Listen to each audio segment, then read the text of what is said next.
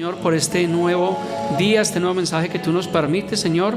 Colocamos este tiempo en tus manos, te pedimos que tú pongas gracia, favor y de nuevo, Señor, para impartir esta palabra. Dios, te lo pedimos, Señor, y te damos a ti toda honra, toda gloria y toda alabanza. En el nombre de tu amado Hijo Jesús, amén. Muy buenos días, mis amados hermanos, qué alegría verlos. Por favor, tome su lugar, disponga su corazón, su vida, ponga su teléfono en modo silencio.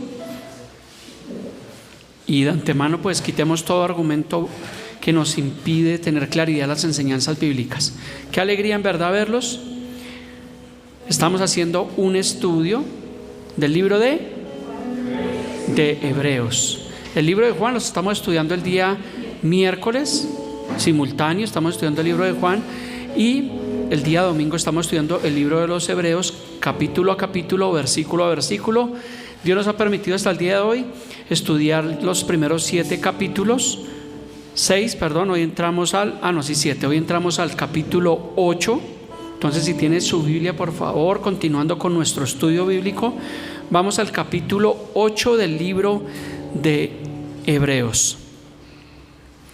Tiene un título bastante maravilloso, bastante poderoso, bastante revelador, que dice: el mediador de un nuevo pacto.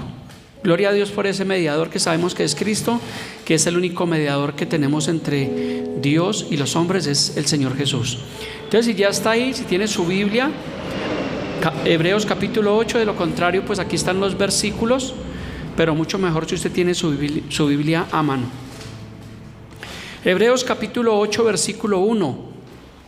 Comienza el escritor diciendo: ahora bien, el punto principal de lo que venimos diciendo es que tenemos tal sumo sacerdote, el cual se sentó a la diestra del trono de la majestad de los cielos. Entonces, cuando dice el escritor ahora bien, el escritor comienza a hacer un resumen. O sea, lo que hemos visto en los 7 capítulos anteriores, el escritor comienza ya a ir resumiendo, a mostrar realmente la idea completamente clara. Por eso dice: ahora bien, aquí en el capítulo 8, versículo 1. Cuando entremos, Dios mediante, en 8 días, al capítulo 9, versículo 1, también comienza diciendo: ahora bien.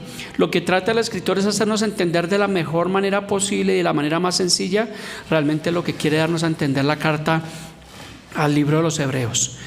Entonces dice: tenemos tal sumo sacerdote. ¿Quién es ese sumo sacerdote? ¿El pontífice romano?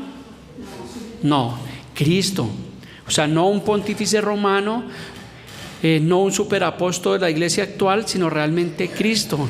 Este título realmente no se refiere a ningún ser humano, sino a uno que está vestido de majestad. ¿Quién está vestido de majestad? El Señor Jesús. Y ahí dice: el cual se sentó a la diestra del trono de la majestad en los cielos. Qué tremenda revelación. Pero veamos cómo lo describe otros libros. Veamos el libro de Apocalipsis, Apocalipsis 5:13. Apocalipsis capítulo 5, versículo 13. Dice: y a todo lo creado que está en el cielo y sobre la tierra y debajo de la tierra y en el mar, y a todas las cosas que en ellos hay, oí decir, présteme atención, al que está sentado ¿a dónde? En el trono, y al Cordero, sea la alabanza, sea la honra, sea la gloria, el poder por los siglos de los siglos. Algo que me gusta de la Biblia es que la Biblia es cristocéntrica, siempre le está dando la honra, la gloria y la majestad. ¿A quién? Al Señor Jesucristo. Por eso es un orgullo realmente nosotros llamarnos cristianos, porque realmente pues para nosotros Jesús también es Dios. Pero también Isaías 66:1 nos dice de la siguiente forma: así dijo el Señor, el cielo es mi trono y la tierra el estrado de mis pies. O sea que cuando vemos el cielo, sabemos que allí realmente ¿quién habita? Pues habita realmente el Señor, porque es el trono de Dios. Por eso la Biblia dice que no juréis ni por el cielo ni por la tierra, porque la tierra es el estrado de sus pies. Colosenses 3:1 también nos lo deja ver de la siguiente forma. El apóstol Pablo dice: si pues habéis resucitado con Cristo. ¿Cuántos hemos resucitado con Cristo? Por eso tenemos la nueva naturaleza, la nueva vida en Cristo. Entonces mira lo que dice: si habéis resucitado con Cristo, buscad las cosas de abajo, lo material, la casa, el carro, la hipoteca. ¿Sí dice eso el versículo? No, eso es lo que quieren decir las doctrinas de la prosperidad hoy en día, que busquemos primeramente las cosas de abajo, porque finalmente es un tema de materialismo. Pero aquí nos dice Pablo a la iglesia de Colosas, dice: busquen primero las cosas de arriba, donde está Cristo sentado a la diestra de Dios. Pero yo creo que el problema, como le digo, radica en que a veces nos centramos en las cosas de este mundo.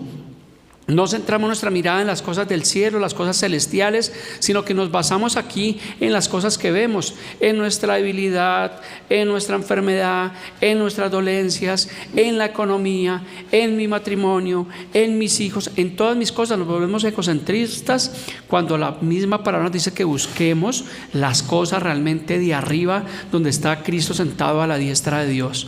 Es lo que realmente tenemos que hacer, pero obviamente me incluyo. A veces pues le digo, quitamos la mirada del cielo y la ponemos ¿a dónde? Aquí en las cosas terrenales. Y por eso es que encontramos personas cristianas o medios cristianos, o algunos que eran cristianos, que realmente dicen: no, para mí como que yo no entiendo esto.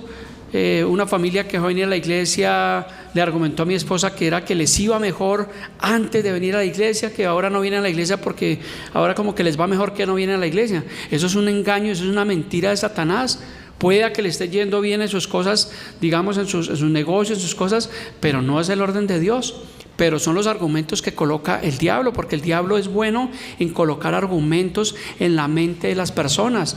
Y sabemos que el diablo es padre de mentira. Al diablo no le podemos creer, tenemos que creer a la palabra, a lo que está realmente escrito. Y si nos dice que coloquemos las cosas, la mirada en las cosas de arriba, es porque realmente tenemos que hacerlo.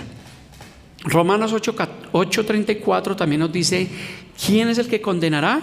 Dice: Cristo es el que murió, más aún el que también resucitó. Porque como muchas doctrinas dicen que Cristo no resucitó, y la Biblia dice que si Cristo no resucitó, dice, vana sería nuestra predicación y vana sería nuestra fe.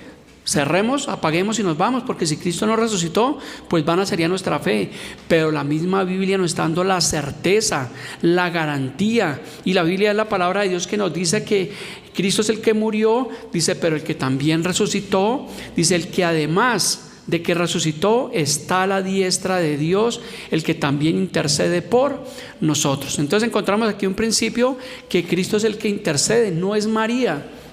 No es María la que intercede, no es ninguno de los santos, no es ninguno de los apóstoles, ninguno de los chamanes que encontramos hoy en día. No, Cristo es el único que intercede por nosotros. Por eso en Juan 14 tú puedes leer que Jesús es el único camino al Padre.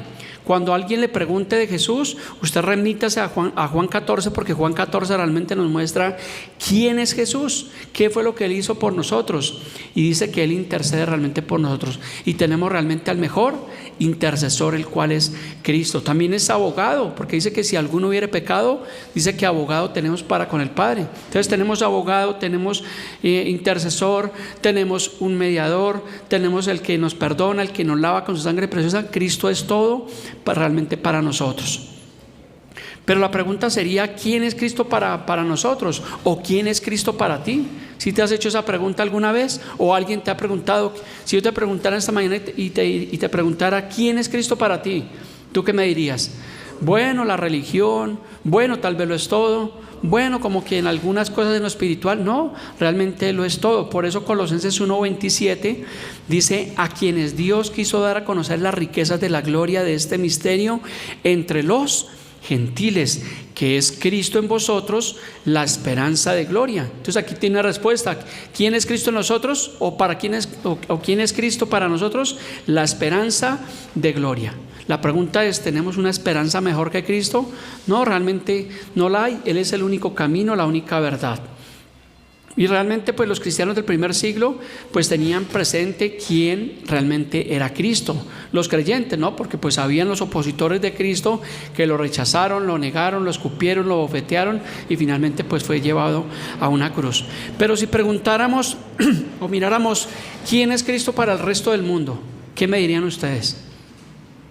Vamos a ver, para los judíos, Jesús es visto principalmente como un maestro, como un maestro judío o un rabino más. Para los judíos, Jesús no es el Mesías, ni lo ven mucho menos como una figura divina. Y en consecuencia para ellos, para los judíos, Jesús es el más dañino de los falsos profetas. Imagínense el concepto que tienen los judíos.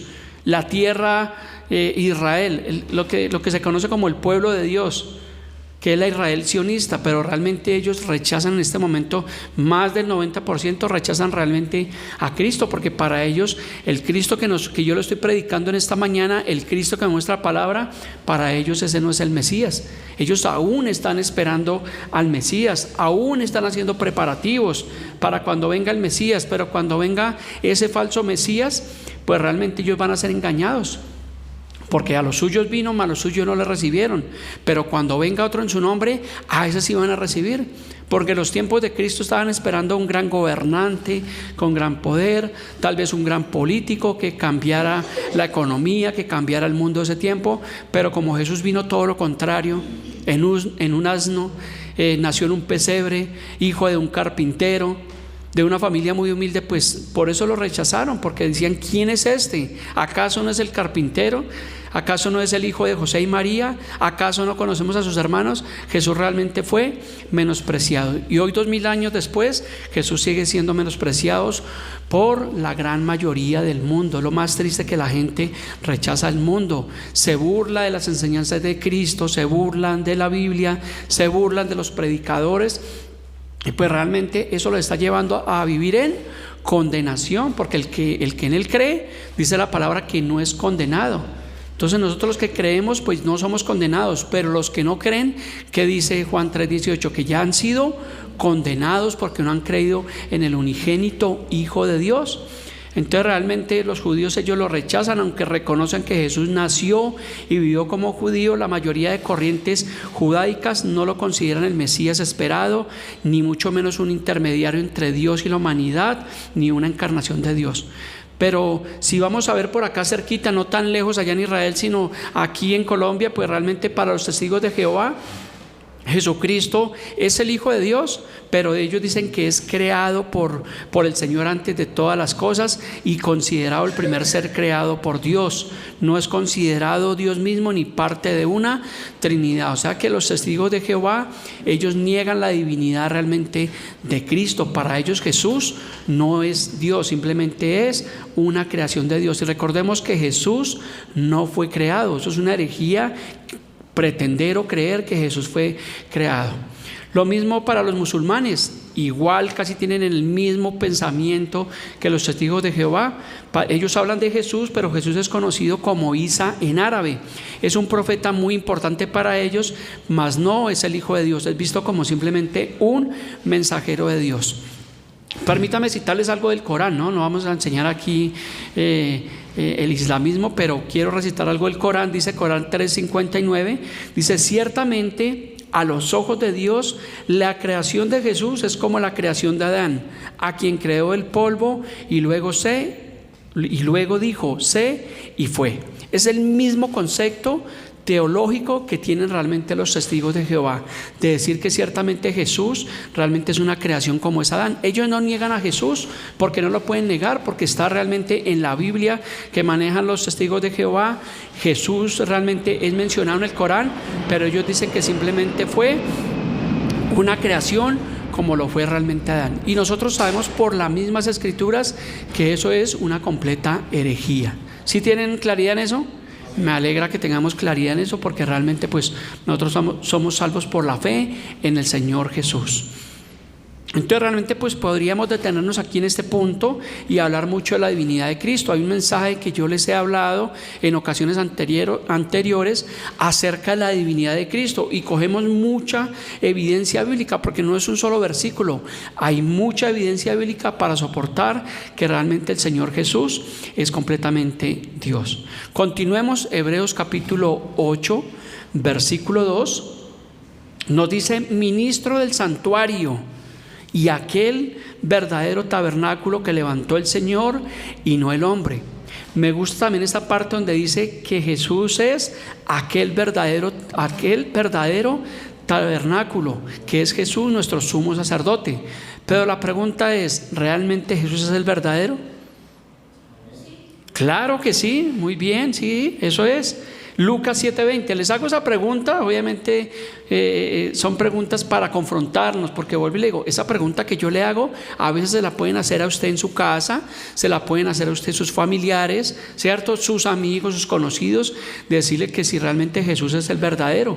Entonces por eso buscamos evidencia bíblica para realmente tener certeza de que Jesús realmente es el verdadero. Mire lo que nos dice Lucas 7:20. Cuando pues los hombres vinieron a él, le dijeron: Juan el Bautista nos ha enviado a ti para preguntarte, está hablando de la pregunta que le hicieron a Jesús, ¿eres tú el que había de venir o esperamos a otro? Fuerte esa pregunta, ¿no? Ellos fueron allá a preguntarle a Jesús que si él era el Mesías que había de venir o que si esperaban a otro. ¿Y qué creen que Jesús les respondió? Yo soy el Padre, yo soy el Padre, yo soy el enviado realmente de Dios. Jesús no titubeó, no dijo, oiga, ustedes como que me pusieron a pensar. No, Jesús sabía realmente quién era. Mas los discípulos pues obviamente estaban dudando, porque pues en ese tiempo ellos estaban, por 4,000 años habían muchas profecías bíblicas que se habían cumplido acerca del Mesías, y cuando apareció, porque obviamente ya habían venido falsos Mesías, pero cuando apareció este Mesías, ellos mandaron y le preguntaron, ¿eres tú el que había de venir conforme a las Escrituras o realmente esperaremos a otro? Pues hubo muchos que sí se conformaron de que él era él, pero otros siguen esperando realmente a otro. Y vuelvo y le digo, 2,000 años después, muchos siguen esperando realmente a otro Mesías, porque no les bastó realmente la suficiencia del Señor Jesús. No lo recibieron, lo rechazaron, no se conforman con los escritos que están. Recordemos que los judíos, ellos no tienen el Nuevo Testamento, no porque no tengan acceso a él, sino porque ellos rechazan las enseñanzas mesiánicas. Ellos simplemente tienen el Antiguo Testamento, los 39 libros, lo que se conoce como la Tanakh. Entonces ellos no reciben el Nuevo Testamento, no lo escudriñan, porque para ellos realmente son enseñanzas que no reciben y que no los edifican. Primera Juan 5:20, hablando de nosotros cristianos, dice: pero sabemos que el Hijo de Dios ha venido. O sea que aquí le da respuesta a lo que estaban preguntando en Lucas 7:20, ¿eres tú el que había de venir o esperaremos a otro? Pero aquí ya dice: pero sabemos que el Hijo de Dios ha venido y nos ha dado ¿qué? Entendimiento. Gracias al Señor porque Él abre nuestro entendimiento, porque muchas veces o en otro tiempo que pasa, que cómo estaba nuestro entendimiento, estaba completamente cegado, no entendíamos. Usted recuerda, devuélvase años atrás, cuando le hablaban de Cristo y se decía: no, a mí no me hable de religión, a mí no me hable de cristiano. ¿Sí le pasó eso o solo al pastor le pasó eso? Yo creo que a todos nos pasó, porque teníamos dudas, porque no teníamos la certeza, no teníamos la garantía, nuestro entendimiento estaba enceguecido.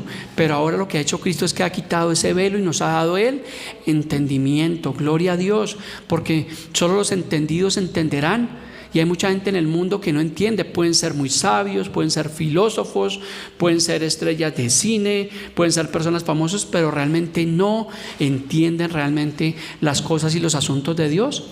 Y como dice la palabra, ¿de qué le sirve al ser humano, al hombre, ganar el mundo entero si su alma se va a perder?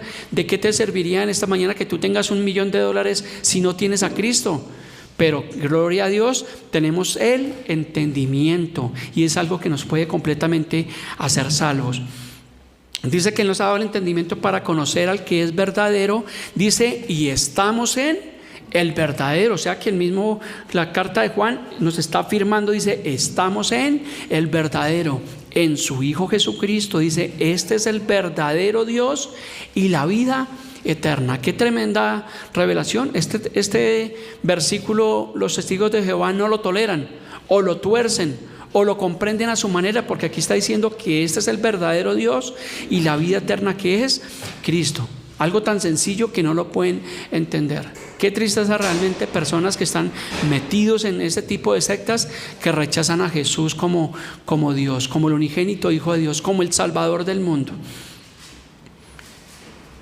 Hebreos 8:2, volviendo a nuestro versículo, dice: aquel verdadero tabernáculo que levantó el Señor y no el hombre. Entonces recordemos que Jesús fue hecho hombre, pero no fue cualquier hombre, sino un rey, el rey de los judíos, el rey de reyes y el Señor de señores. Pero mire lo que dice el Señor Jesús acerca de su reino. Juan 18:36 dice: respondiendo Jesús dijo: mi reino no es de este mundo. Si mi reino fuera de este mundo, mis servidores pelearían para que yo fuera entregado a los judíos, pero mi reino no es de aquí. Entonces realmente Jesús pues también, aunque Él vino, aunque Él estaba hablando acerca de que el reino de Dios había acercado, el reino del Señor Jesús no es realmente de este mundo, sino es algo celestial. Por eso volvemos al versículo que nos decía que coloquemos nuestra mirada ¿dónde? En el reino de Dios, en las cosas celestiales, no en el reino de este tiempo, no en el presidente de este tiempo, no en los gobernantes de este mundo. Porque los gobernantes de este mundo pues son simplemente pésimos, que es lo que estamos viendo realmente hoy en día. Entonces mantengamos nuestra mirada en el reino de Dios que realmente está allí en el tabernáculo celestial.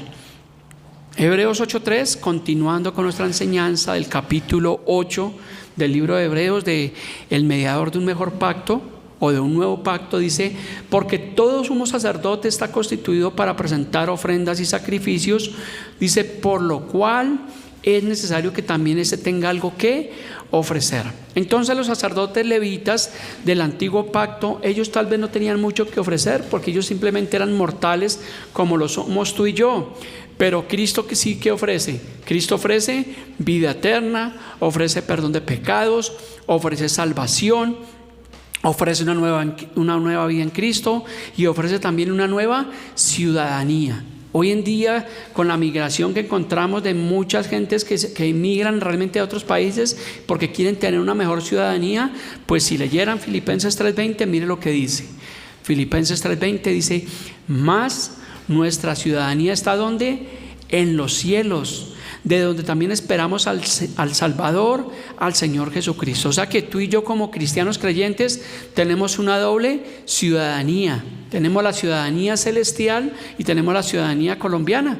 Entonces, qué alegría, qué privilegio tener esa ciudadanía. Hoy muchas personas se pueden gozar o se alegran porque tienen una ciudadanía norteamericana o una ciudadanía canadiense o australiana o de un país de Europa y se sienten orgullosos, pero yo creo que tú y yo deberíamos sentirnos muy agradecidos, muy felices, muy contentos, muy satisfechos por la ciudadanía que nosotros tenemos, que está ¿dónde? En los cielos. No está en cualquier país terrenal, sino está realmente en los cielos. Y si nuestra ciudadanía está en los cielos, cuando partamos de este mundo, ¿a dónde vamos a ir? Al cielo, porque tenemos una ciudadanía, o sea, tenemos el pasaje directo en Cristo Jesús. Por eso yo soy de los que creo que difícilmente la salvación se pierde, porque uno no puede perder lo que nunca se ha tenido. Pero cuando el verdadero cristiano es salvo, ¿qué pasa? Que tiene su ciudadanía, que persevera en ese llamado, que nunca jamás realmente va a volver atrás.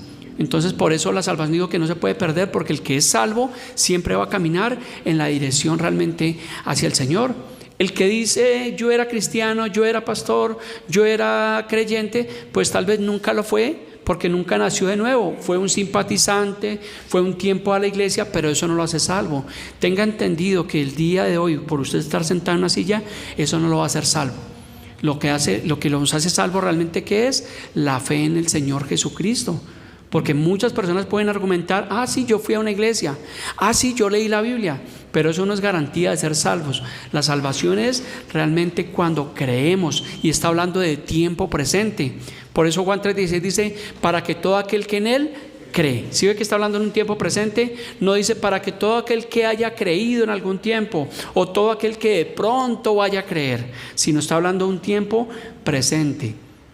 Y ese es el presente. Si creemos hoy que Jesús es nuestro Señor y Salvador, pues por esa sencilla razón o por esa gran razón es que realmente somos salvos, porque creemos en el tiempo presente. Y el tiempo presente es cada día que tenemos la oportunidad de vivir el tiempo presente. Si mañana el Señor nos permite estar con vida, pues mañana seguimos creyendo que Jesús es Señor y es nuestro Salvador personal. Tiempo presente. Hebreos 8:4. ¿Estamos entendiendo el mensaje del día de hoy? El estudio del libro de Hebreos. Qué bonito es estudiar, como dicen, versículo a versículo la palabra de Dios. Que el Señor permita que podamos estudiar toda la Biblia. Hemos estudiado varios libros así de capítulo a capítulo y versículo a versículo. Lo hemos hecho en muchas ocasiones. Hemos estudiado el libro de Apocalipsis, hemos estudiado el libro de Gálatas, el libro de Efesios, Filipenses, hemos estudiado también el libro de los Hechos. Ahorita estamos estudiando el libro de Hebreos. Y el Señor permita que podamos, mientras que estemos en este mundo, podamos estudiar toda la Escritura, versículo a versículo, y como dicen, capítulo a capítulo, y mejor dicho, y sacar realmente la sustancia realmente de cada versículo de la palabra de Dios, que podamos hacer una exégesis correcta de la palabra de Dios.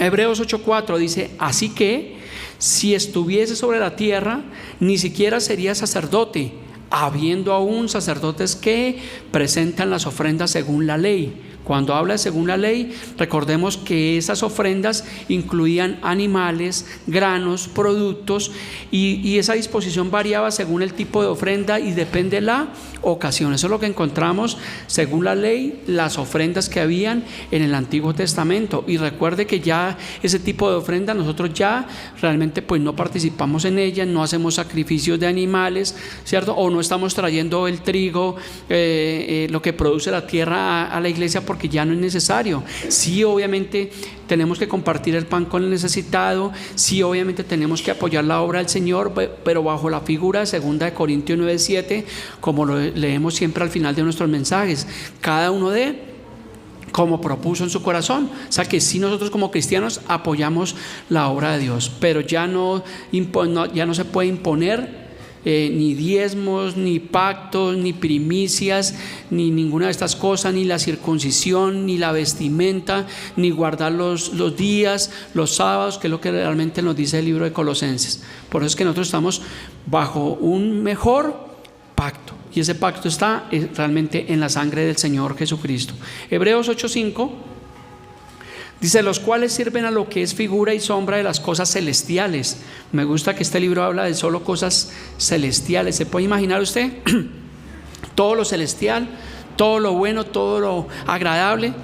Porque a veces como que se cansa uno de las cosas terrenales. ¿No le ha pasado que usted ve malas noticias, ve que la delincuencia, ve los temblores, ve los tsunamis, ve todo lo que está pasando, el calentamiento global, y como que de cierta forma se tienden a desanimar? Pues cuando nos pase eso, miremos a la Biblia, porque ella nos muestra son las cosas realmente celestiales, y sabemos que obviamente esta tierra tiene que ser deshecha. Sabemos que la Biblia nos dice que van a venir los juicios de Dios, 21 juicios, que habrá cielos nuevos, tierra nueva. Entonces, digamos que no pongamos nuestra mirada aquí en las cosas materiales, sino en las cosas del Señor. Más sin embargo, pues arregle su casa, ¿no? Porque pues usted va a salir y va a decir: no, pues ¿para qué entonces seguimos viviendo? Pues vivamos ahí como caiga el día. No, mientras que estemos acá, pues tenga una mejor calidad de vida, arregle su casa, ayude a sus viejos, ayude a sus hijos, bendígalos, viva lo mejor que se pueda, pero sin quitar la mirada realmente de las cosas celestiales. Hebreos 8:5 dice: los cuales sirven a lo que es figura y sombra de las cosas celestiales, como se le advirtió ¿a quién? A Moisés. Recordemos que el libro de Hebreos también nos muestra que Jesús es superior a Moisés. Dice: cuando iba a erigir el tabernáculo, diciéndole: mira, haz todas las cosas conforme al modelo que se te ha mostrado en el monte. Entonces, Colosenses 2:17, para reforzar un poquito este versículo, nos dice que todo lo cual es sombra de lo que había de venir, pero el cuerpo es de Cristo. Y cuando dice que iba a erigir, eso significa levantar, significa construir, establecer, fundar algo, especialmente un altar o un monumento o un lugar de adoración. Esa palabra erigir significa realmente lo que le acabo de decir. Hebreos 8:6, continuando, dice: pero ahora tanto mejor ministerio es el suyo. ¿De quién está hablando? De Cristo. Dice: cuanto es mediador de un mejor pacto establecido sobre mejores promesas. Entonces realmente es mucho mejor, es el suyo, es el de Cristo. Cristo, recordemos que también la Biblia nos dice que es Melquisedec, rey de justicia, sumo sacerdote. aquel que es superior a Moisés y que es superior ¿a quién? A los ángeles, y Él es mediador de un mejor pacto, y recordemos que es el único mediador. Primera Timoteo 2:5, para darnos cuenta que es el único mediador, que es otra cita que usted debería aprenderse, rayarla, tenerla presente en su Biblia, porque cuando hay esos debates con las personas que dicen, no, es que María es mediadora, es que los santos son mediadores, no, dice, porque hay un solo Dios y ¿cuántos? Uno solo, un solo mediador entre Dios y los hombres. ¿Y quién es? ¿Claro? Entonces tenga presente usted esta cita bíblica y tenga presente también Hechos 4:12, que dice que en ninguno hay salvación. Y este versículo que nos dice que hay un solo mediador entre Dios y los hombres, Jesucristo hombre, así que no hay otro mediador. Cuando alguien le diga, no, es que María, no, muéstrele este versículo, dígales que hay un solo mediador. Si la Biblia nos dijera que hay otros, pues uno dice, bueno, son válidos, pero la Biblia dice que hay un solo mediador entre Dios y los hombres, y es el Señor Jesús. No hay más. No le busque, como dicen, 5 patas al gato, porque no, el gato solo tiene 4 patas, a no ser que sea un gato normal, ¿no? Pero nunca he visto un gato con 5 patas. Entonces Él es mediador de un mejor pacto establecido sobre mejores promesas. ¿El antiguo pacto tenía promesas? Claro, pero eran promesas terrenales. Gracias, hermano Gilberto. Eran promesas terrenales. La bendición de la tierra, la prosperidad, la victoria sobre los enemigos, una descendencia numerosa. Pero el nuevo pacto tiene mejores promesas. Y ya no es como dicen los comerciantes de la fe. Ahora ese pacto, las promesas son celestiales. Pero es que eso no les gusta a los de la prosperidad. Los de la prosperidad quieren seguir teniendo la bendición allá terrenal, tener tierras y tener dinero y tener fama, porque realmente eso es lo que te dice la falsa teología de la prosperidad. Pero la teología de la Biblia nos dice que en el nuevo pacto tenemos promesas celestiales. Y si te hago una pregunta en esta mañana, ¿tú qué prefieres? ¿Las promesas celestiales o las terrenales? Ay, sí, pastor, pero bueno, no está de más una ayudita, ¿no? No, busquemos primeramente las celestiales. Veamos las bendiciones espirituales en Cristo Jesús. Efesios 1:3. Hay muchas, pero escogí unas poquitas. Bendito sea el Dios y Padre de nuestro Señor Jesucristo. Dice que nos bendijo con toda bendición espiritual. Cuando usted le dice a una persona, Dios te bendiga, eso es un mal dicho, porque la Biblia dice que Dios no va a bendecir a las personas, dice que ya nos bendijo. Ay, pastor, pero no ve la situación que tengo, pastor, debo 14 meses de renta, estoy endeudado. No, dice que ya nos bendijo con toda bendición espiritual en los lugares celestiales en Cristo Jesús. Por eso, como le decimos a las personas, el Señor le continúe bendiciendo grandemente, es una de las formas de decirlo. Pero ese Dios te bendiga realmente suena muy religioso. Eso le dijo uno de las personas que participaron en el atentado del senador, diciéndole al joven sicario cuando lo mandaron con el arma, Dios lo bendiga. Imagínense la herejía, la falta de temor, la falta de reverencia, la burla, porque es una burla realmente contra Dios. ¿Será que Dios bendice actos criminales como ese? Están equivocados. Dios no bendice. Pero entonces la palabra dice que ya el Señor nos bendijo con toda bendición espiritual. Entonces es un motivo para estar gozosos, alegres. Y vuelvo y le digo, no mire su condición humana, porque tal vez muchos de los hermanos de la iglesia tienen condiciones de salud, ¿cierto? Quebrantos, tienen de pronto sus finanzas, de pronto no han podido avanzar, de pronto no tienen un trabajo estable. Y eso son obviamente aflicciones. Por eso dice que en el mundo tendremos aflicciones. Cuando yo le hablo a una persona de Cristo, yo le digo, venga a Cristo, pero yo le digo, venga que sus problemas se van a acabar, pare de sufrir, como le decían a Andrea durante muchos años, pare de sufrir. No, en el Señor no paramos de sufrir, simplemente vienen aflicciones, pero ya es muy distinto afrontarlas desde el punto de vista del Señor que obviamente sin Dios. Proverbios 10:22, veamos la bendición de Dios.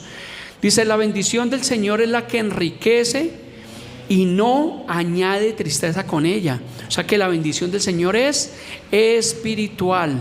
Por eso dice que no añade tristeza. Porque si miramos la bendición material, traigámosla a colación. Si yo tengo un vehículo, pues es una bendición de cierta forma. Pero ¿qué pasa? Que si el vehículo se daña o el vehículo se lo roban, pues me va a traer aflicción. Si viene un movimiento telúrico, que el Señor nos guarde, y se cae la casa, ¿qué pasa? Pues quedamos sin casa, entonces nos va a traer aflicción. Pero dice que la bendición del Señor es la que enriquece y no añade tristeza, que es la bendición espiritual, la bendición celestial, porque esa proviene de una fuente inagotable, nunca se va a acabar, nunca va a dejar de ser, nunca va a faltar, porque usted va a las Escrituras y ahí tiene la bendición realmente espiritual. Por eso Mateo 6:33, mire, yo duré muchos años para poder entender Mateo 6:33, y es un versículo que a la larga usted lo ve que es fácil, pero es incomprendible por muchas personas. Dice: mas busquen primeramente el reino de Dios y su justicia, y todas estas cosas serán añadidas. Pero ¿qué hacíamos? Primero buscábamos la añadidura, ¿o no es así? ¿O me pasó solo a mí? Primero la añadidura, y si acaso, si queda tiempo, las cosas realmente del reino de Dios. Y hoy en día encontramos muchas personas, muchos cristianos, entre comillas, negociando con Dios. Bueno, si Dios me bendice, si Dios me da, si Dios me sana, si Dios me prospera, como que voy a ir a la iglesia, como que voy a dedicar tiempo para Dios. ¿Sí he escuchado personas así? Claro, entonces están yendo en contravía a lo que dice este versículo. Por eso le digo que yo duré mucho tiempo para poderlo entender. Y es claro, dice: busquen primeramente. ¿Qué tenemos que buscar primeramente? ¿Y qué es el reino de Dios? La iglesia, la lectura de la Biblia, la oración, la vida cristiana, la comunión con los hermanos, el partimiento de la cena. Esas son las cosas realmente del reino de Dios, y tenemos que buscarlas siempre. Y luego dice que lo demás viene es que ni siquiera usted tiene que buscarlo, sino viene por añadidura. Obviamente tampoco, entonces me vaya a quedar en la casa, no, pues como el pastor dijo que no tenía que hacer nada, que caiga la bendición. No, tenemos que esforzarnos y ser valientes, y Dios coloca gracia, favor, denuedo, y permite que esos bienes materiales, que esa alacena realmente sea llena, porque esas cosas comienzan a ser añadidas. Pero el problema es cuando los cristianos nuevos comienzan primero a preocuparse por la añadidura, y como a veces no la encuentran, entonces por eso se van. Y por eso resultan diciendo como la familia que le dijo a mi esposa que venían a la iglesia y no volvieron, y después se los encontró y le dijeron: no, es que no, hermana, es que nos iba mejor antes de ir a la iglesia. Entonces, qué triste es eso. O sea, son testimonios que pues son respetables, porque nosotros no podemos, como iglesia, como pastor, yo no puedo doblegar la voluntad de las personas, pero es triste escuchar realmente esos testimonios de muchas personas. Y Dios tenga compasión, porque son personas que están equivocadas, están cegadas en su entendimiento. Y lo más paradójico, y yo le garantizo que posiblemente esa persona le va a empezar a ir bien en su negocio, pero ¿de qué le sirve la bendición material si no tiene la espiritual? Si no tiene esa riqueza, ¿de qué completamente le va a servir? Hebreos 8:7, continuando con nuestra enseñanza del capítulo 8 del libro de Hebreos, el mediador de un nuevo pacto, dice Hebreos 8:7, dice: porque si aquel primero, ¿de qué está hablando? Del pacto, gracias hermano Gilbert. Si aquel primer pacto hubiera sido sin defecto, o sea que sí tenía defectos, dice: ciertamente no se hubiera procurado lugar para el segundo. Sabe que el primer pacto tenía defectos. ¿Cuáles eran los defectos que tenía ese primer pacto, hermano Gilbert? Muy claro. Oiga, hermano Gilbert, usted como que le echó un ojo a mi bosquejo, porque era presidido ¿por quién? Por hombres, por sacerdotes humanos. Ese era el defecto. Entonces eran hombres naturales que primero tenían que ofrecer un sacrificio por sus pecados, y luego ¿por quién? Por los del pueblo. Los sacrificios de los hombres eran limpiados ¿cómo? Temporalmente, no eran eternos. Porque ¿qué pasa? Había un derramamiento, había un sustituto, moría un animal, pero no era suficiente, porque tenían que volver a realizar nuevamente otro sacrificio y otro sacrificio, y así sucesivamente. Entonces era que tenía defectos ese primer pacto. Obviamente no había una promesa de una vida eterna, pero ahora sí tenemos la promesa. Mire la promesa, Juan 17:3. Y esta es la vida eterna, que te conozcan ¿a quién? A ti, al único Dios verdadero, y a Jesucristo a quien has enviado. Ahora sí tenemos una promesa. Ahora encontramos que el nuevo pacto sí no tiene defectos. Por eso cuando alguien dice: es que la Biblia tiene como defectos, no Mentira, porque la Biblia no tiene defectos, ese pacto es perfecto, único y completo. Lo que pasa es que hay que buscar la correcta interpretación, no a lo que el mundo quiera creer, no como las doctrinas están torciendo la palabra de Dios, porque ahí sí la gente no entiende, pero realmente ese nuevo pacto está establecido sobre mejores promesas y no tiene defectos, porque ya no es presidido por hombres, aunque haya pastores, aunque haya maestros, pero realmente en sí todo se basa en Cristo, porque Cristo es el fundamento, y dice la Biblia que ninguno puede poner otro fundamento del que ya está puesto, el cual es Cristo. Por eso es imposible que tenga defectos, es indefectible. Por eso gloria a Dios por la palabra de Dios, y gloria a Dios cuando como iglesia, como pastores, podemos trazar correctamente la palabra de Dios. Gracias al Señor realmente por eso. Hebreos 8:8, continuando, dice: porque reprendiéndolos dice: he aquí vienen días, dice el Señor, que estableceré con la casa de Israel y con la casa de Judá un nuevo pacto. ¿Y ese nuevo pacto ya está vigente? Claro que ya está vigente el nuevo pacto. Desde la muerte de Cristo comenzó el nuevo pacto, que está en su sangre. O sea, tenemos ese nuevo pacto. Y realmente no solamente con la casa de Israel, no solamente con los judíos, con la actual Israel sionista y geográfica, sino también ahora con la casa de Judá. ¿Y quiénes son los de la casa de Judá? Obviamente de la descendencia de Cristo el Mesías. Mire lo que dice Apocalipsis 5:5. Uno de los ancianos me dijo: no llores, he aquí el león de la tribu de Judá, la raíz de David. Y nosotros somos de ese linaje ahora de Cristo. Tal vez no seamos descendientes directamente de los judíos, pero ahora por la gracia somos descendientes ¿de quién? De Cristo. Hebreos 8:9, continuemos.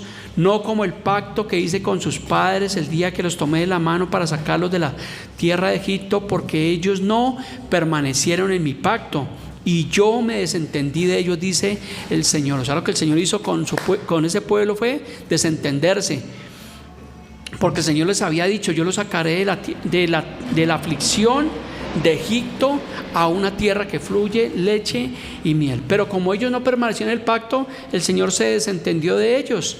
Ahora entendemos por qué la Israel sionista ha vivido lo que ha tenido que vivir, lo que ha vivido, lo que la historia nos muestra es por la dureza de su corazón. Hebreos 8:10 dice: por lo cual este es el pacto que haré con la casa de Israel después de aquellos días, dice el Señor, pondré mis leyes en la mente de ellos y sobre su corazón las escribiré, y seré a ellos por Dios y ellos serán a mí por pueblo. ¿Después de cuáles días? Del cumplimiento del nuevo pacto, el cual es Cristo.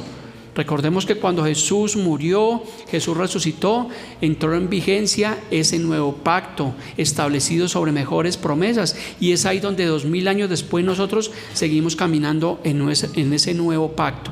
Por eso ya las doctrinas judaizantes que quieren regresar a los antiguos ritos de la ley realmente están completamente desviados, están en la mentira, porque quieren regresar a hacer sacrificios, guardar los días. Lo que pasa con los adventistas, que le dan más prioridad a guardar el día sábado y no realmente a guardar en sí toda la palabra de Dios. También dice el Señor acá en este versículo que Él pondrá nuestras leyes en la mente de ellos. El antiguo pacto, ¿a dónde estaban escritas las leyes? En tablas de piedra. Es lo que nos dice 2 Corintios 3:3.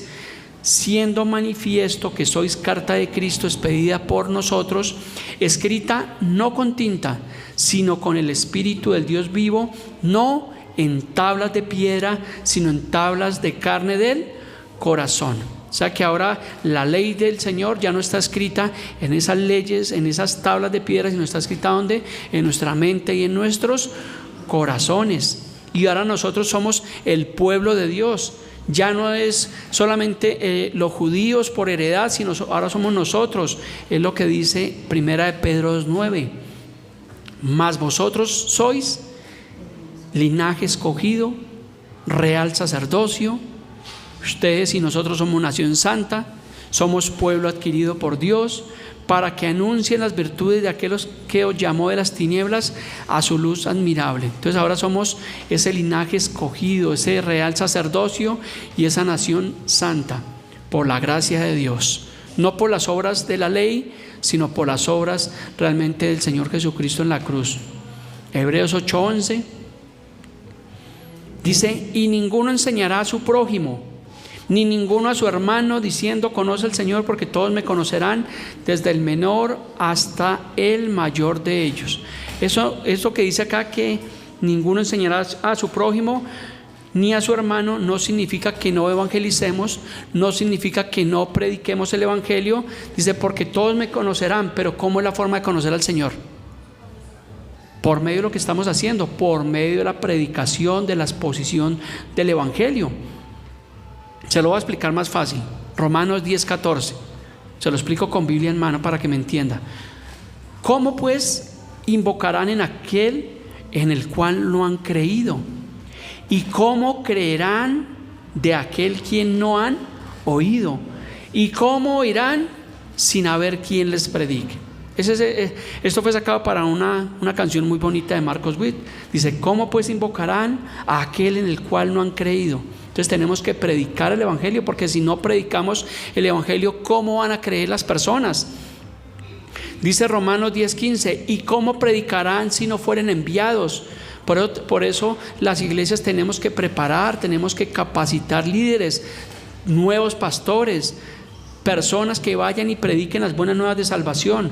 Dice, como está escrito, cuán hermosos son los pies de los que anuncian la paz, de los que anuncian las buenas nuevas de Jesús. Los que anunciamos las buenas nuevas de Jesús tenemos unos pies bonitos, con uñas bien bonitas, no uñas todas. Cuando usted ve una persona con las uñas todas encarnadas, todas amarillas, pues realmente es porque posiblemente no está predicando el evangelio. Si usted predica el evangelio, mira, hay una promesa: cuán hermosos son los pies de los que anuncian la paz, las buenas nuevas de Jesús. Entonces es por la predicación del evangelio. Tenemos que predicar el evangelio, ser parte de la gran comisión, ¿cierto? Vayan y hagan discípulos. Cuando usted se discipula en una iglesia, como lo hace aquí en esta iglesia los días miércoles, no es para llenarse de un conocimiento, sino es para que usted aprenda, ¿cierto? Ese conocimiento que nos hace libres. ¿Y qué pasa? Que ese conocimiento usted va y lo transmite a otras personas. No es para darle un diploma, un título de que usted ya hizo un discipulado, hizo un instituto bíblico, no. Es para que nosotros vayamos, como dicen las Escrituras, y si alguien tiene el llamado, pues vaya y predique esas buenas nuevas de salvación. Hebreos 8:12, para ir concluyendo nuestra enseñanza del día de hoy. Hebreos 8:12.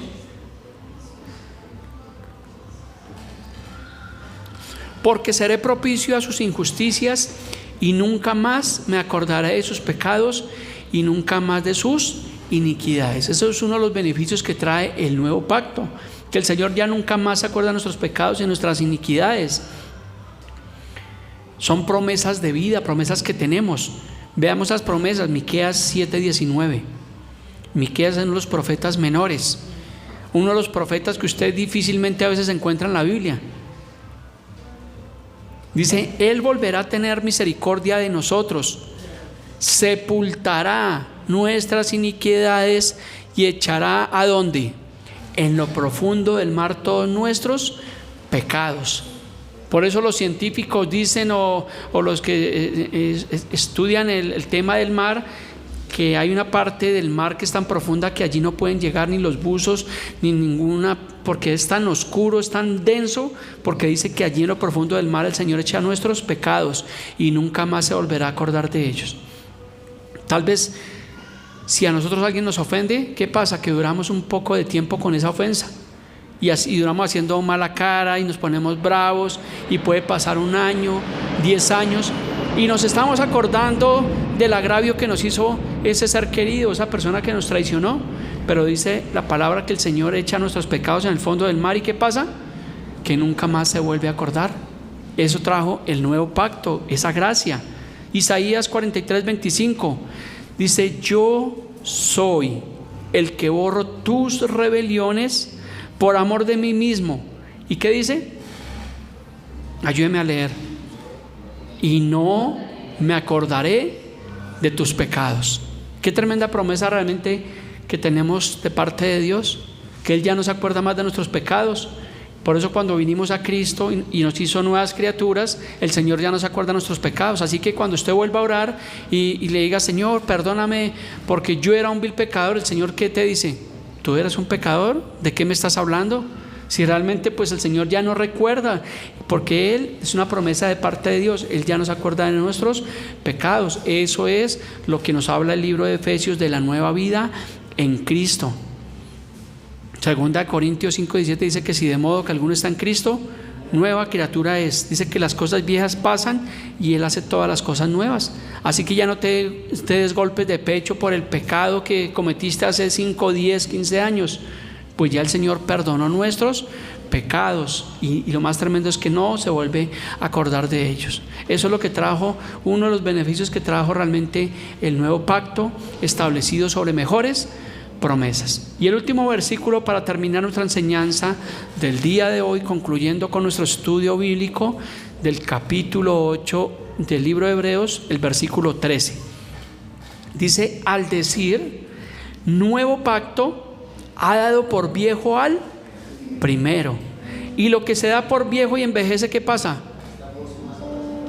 Mire lo que dice la palabra de Dios. No lo desechamos, pero dice que está próximo ¿a qué? A desaparecer. Les pongo un ejemplo aquí natural, que cuando usted tiene, digamos, algo que usted aprecia, una prenda de vestir, o tiene un objeto, un carro, qué sé yo, y cuando usted compra algo nuevo, ¿qué pasa? Que usted, por más que ya quería ese objeto, ese elemento viejo, usted ahora se encariña con el nuevo y usa más el nuevo. Y el viejo, ¿qué pasa? Que usted lo almacena, lo guarda, está próximo a desaparecer. Es un ejemplo muy, muy mínimo en comparación realmente a lo que el Señor dice, a lo que el Señor hizo y a lo que el Señor quiere darnos a entender en el libro de Hebreos. Dice: al decir nuevo pacto, ha dado por viejo al primero. O sea, las leyes, los preceptos de la ley, que eran aproximadamente 613 preceptos, están próximos a desaparecer porque se han dado por viejos, han envejecido, ya están anticuados. Ya es anticuado guardar un sábado, ya es anticuado el circuncidarse, ya es el anticuado el pretender cumplir la ley. No, ahora estamos bajo el nuevo pacto, que obviamente tiene unos reglamentos, porque tiene también unos mandatos en la ley, la fe, la esperanza y el amor, pero realmente está próximo a desaparecer. Así que vivamos en el nuevo pacto establecido sobre mejores promesas. ¿Sí ve qué maravilloso es el libro de Hebreos? Porque nos transporta de la ley del antiguo pacto. ¿Nos transporta a dónde? Al nuevo pacto que es en Cristo Jesús. Si Dios permite, en 8 días vamos a continuar para tratar de entender un poco más lo que entendimos el día de hoy. Así que póngase sobre sus pies. Vamos a concluir en adoración, en oración y en agradecimiento al Señor por lo que Él ya ha hecho. Y que podamos nosotros entender con esta mente de pollo que realmente estamos en un mejor pacto establecido sobre mejores promesas. Precioso Dios, en esta mañana, Señor, nos presentamos delante de ti. Te damos gracias, Señor, por lo que representó, Señor, el sacrificio único, perfecto, completo. Tú moriste en la cruz por nuestros pecados, pagaste, Señor, con un único y completo sacrificio, Dios, y nos has permitido estar en ese mejor pacto, en ese nuevo pacto que es en tu sangre, Señor. Gracias te damos en esta mañana, Dios. Te alabamos, te adoramos, te exaltamos, te glorificamos, Señor. Rendimos nuestras vidas a ti, Señor, ya no en sacrificios, sino en obediencia, Dios. Gracias te doy en esta mañana, Señor, por mi vida, por mi esposa, por mis hijos, Señor, por permitirnos predicar tus buenas nuevas de salvación. Gracias por la vida de mis hermanos, de las familias aquí representadas, Señor.